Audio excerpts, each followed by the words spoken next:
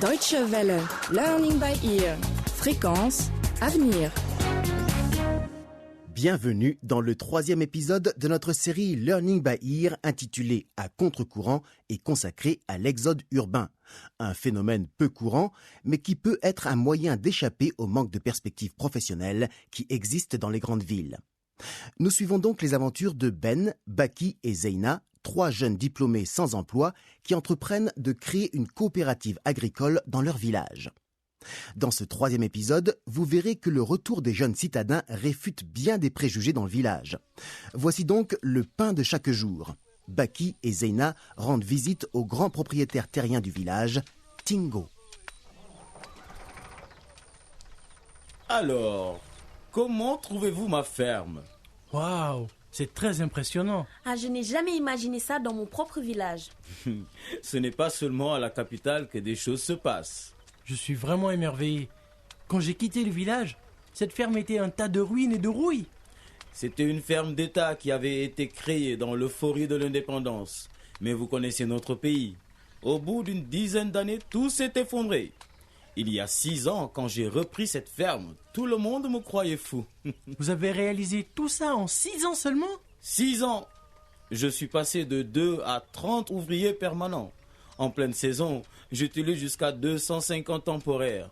J'ai 2 tracteurs et un système entièrement automatique pour remplir les sacs, les peser, les fermer et les étiqueter. Ah, c'est vraiment une belle réussite, hein? Ah oui, toutes mes félicitations. Merci. Mais je vous assure que ça n'a pas été facile. Et quelles sont les difficultés que vous rencontrez? La pluie est capricieuse. Heureusement, la nappe phréatique n'est pas très profonde par ici. J'ai contracté un gros crédit pour réhabiliter le forage et le système d'irrigation. Pourtant, on raconte que les banques ne soutiennent pas les investissements dans l'agriculture. Mais les banques n'ont rien contre aucun secteur. Il faut juste les convaincre de la rentabilité de son projet. Et vous ne produisez que de l'arachide. Exclusivement. L'arachide exige beaucoup de travail. Mais c'est rentable. Bon, les prix ne font que baisser sur le marché. Mais, grâce à Dieu, je m'en sors. Mon chiffre d'affaires a dépassé 50 000 € l'année dernière. Sur quel marché est-ce que vous vendez? Un grossiste en Europe. Au début de la saison, on s'entend sur le volume de la production. Après la récolte, je livre et le chèque atterrit sur mon compte. Je ne les connais même pas. Mais ce sont des partenaires sûrs. Mais avec tous ces moyens, votre ferme toute seule peut nourrir tout le canton. Et même plus. Alors pourquoi vous ne produisez pas de culture vivrière? Des fruits, des légumes, des céréales? Ceux qui achètent et qui me payent ne mangent ni mil ni sorgho. Mais si on n'a pas une production performante de produits vivriers, on ne va jamais surmonter le déficit alimentaire dans ce pays. C'est vrai, ma petite. Et c'est malheureux. Mais c'est la situation qui impose ça. Je ne suis pas un spécialiste, mais on peut constater que le sol est fortement dégradé. Vous ne pensez pas que c'est la conséquence d'une surexploitation en monoculture? C'est un gros problème, mais on ne fait pas d'omelette sans casser les œufs. À ce train, dans 10 ans, vous ne pourrez plus rien planter ici. Le plus urgent, c'est de gagner beaucoup d'argent maintenant. Ce ne sera pas difficile d'acheter de nouvelles terres. Mais comment ça? Avec la misère générale, ce ne sont pas les vendeurs qui manquent. Pourtant, avec vos moyens, vous pourriez contribuer notablement à améliorer la situation. Beaucoup de gens veulent tout faire, et surtout le travail des autres. C'est une erreur. Moi, je suis un homme d'affaires. Ma responsabilité, c'est de gagner de l'argent, pas de faire de la politique. On m'a dit que vous sortez de l'université. Effectivement, et nous avons décidé de revenir nous installer ici, au village. C'est très courageux. En général, les gens qui ont fait de grandes études comme vous n'aiment pas s'éloigner de la capitale. Or, on a besoin de vos compétences, même en campagne. C'est ce que nous pensons aussi. Il y a du travail ici, beaucoup de travail. Et j'ai besoin de gens hautement qualifiés comme vous. Est-ce que vous avez apporté vos dossiers? À dire vrai, nous ne sommes pas à la recherche d'emploi. Nous sommes en train de mettre en place notre propre coopérative agricole. Où ça? Ici, dans le village? Oui. Notre ambition est de développer nos propres emplois et aussi de contribuer à l'amélioration de la production agricole du village. Vous allez rapidement changer d'avis, croyez-moi. Les théories de l'université n'ont rien à voir avec la dure réalité. En tout cas, mon offre est ferme. Si vous avez besoin d'un boulot bien payé, vous connaissez le chemin. Mais vous savez qu'en fait... Chers amis, j'ai été heureux de bavarder avec vous, mais le travail m'attend.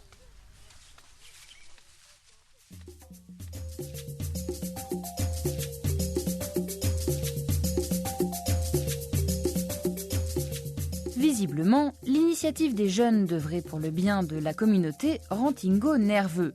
Il se serait bien passé de concurrents, certes inexpérimentés, mais entreprenants. Il se doute que les habitants du village ne travaillent pour lui que faute d'alternative. Or, celle-ci semble arriver, même si l'idée de nos jeunes diplômés semble saugrenue aux yeux de certains. C'est le cas de Kabo, chez qui nous retrouvons Ben, son neveu, venu lui rendre visite.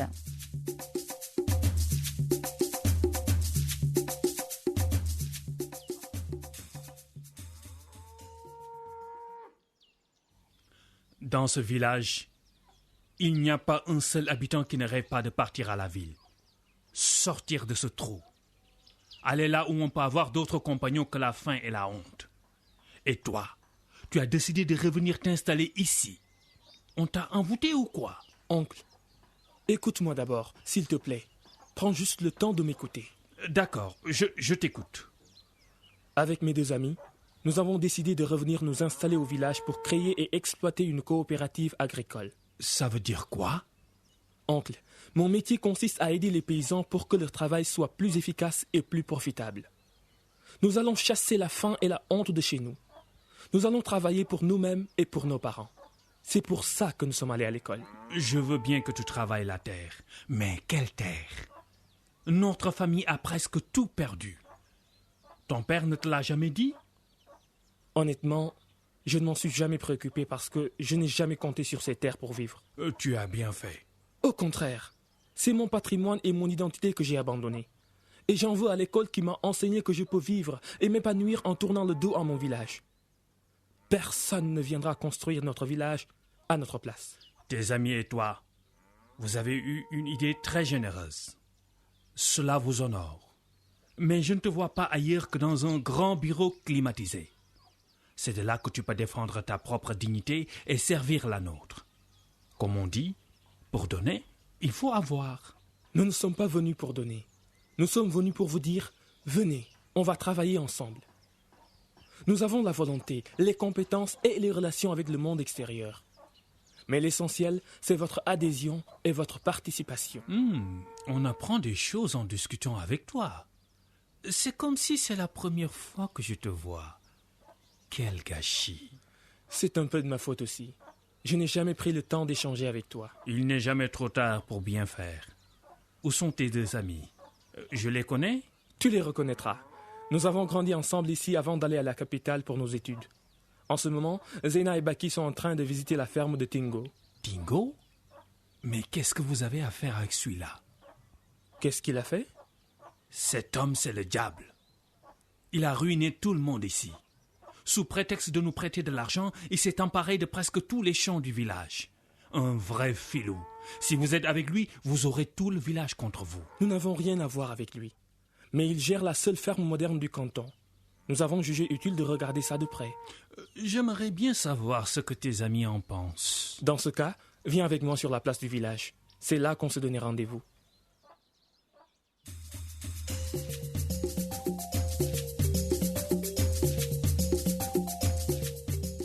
La réputation de Tingo n'est plus à faire. Ce que pense Kabo à son sujet, tout le monde le pense au village. Oncle Kabo pourrait d'ailleurs être un allié précieux pour nos trois amis. Il n'a jamais quitté la région et connaît tous les membres de la communauté, jusqu'aux moins vertueux. Le voilà qui fait à présent la connaissance de Zeina et de Baki.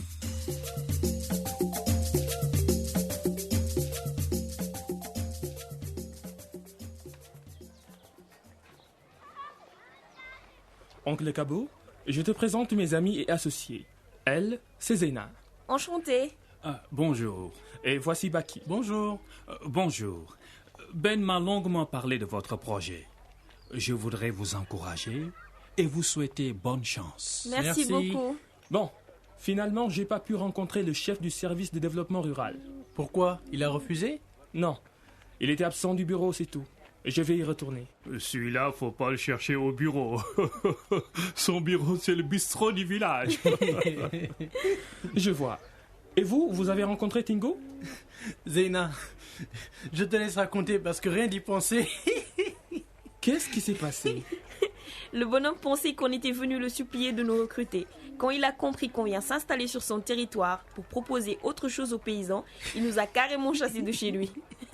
Je suis sûr que c'est la première fois qu'il voit chez lui des gens qui ne sont pas des quémandeurs à genoux.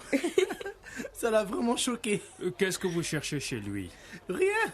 On veut juste connaître le terrain, voir de près tout ce qui se fait et prendre leçon des expériences qui existent. C'est tout. De toute façon, on n'a rien à faire avec lui. Ce n'est qu'un vulgaire profiteur. Mais il faut s'en méfier. C'est un vrai poison. Je l'ai déjà dit à Ben. Tingo a ruiné plus de la moitié du village. Pour moi, c'est clair que nous devons positionner la coopérative comme une alternative à sa volonté de s'enrichir coûte que coûte sur le dos des paysans, de plus en détruisant l'environnement. Si c'est ça, tout le village sera avec vous. Je sens que des choses très importantes vont changer dans le village. Vous pouvez compter sur moi.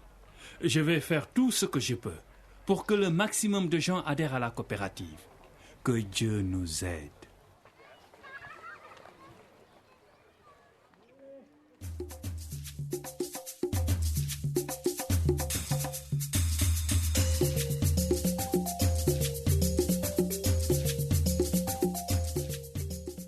Learning by Ear, c'est fini pour aujourd'hui. Merci d'avoir suivi le 3e épisode de À contre-courant, notre série sur l'exode urbain. Ne manquez pas notre prochain rendez-vous, au cours duquel vous apprendrez comment Ben et son équipe mobilisent les gens du village autour de la coopérative naissante. Si vous souhaitez réécouter cette émission ou nous donner votre avis sur les thèmes abordés, une seule adresse internet dw-world.de/lbe. Et vous pouvez aussi nous envoyer un courriel à french@dw-world.de. Au revoir et à très bientôt.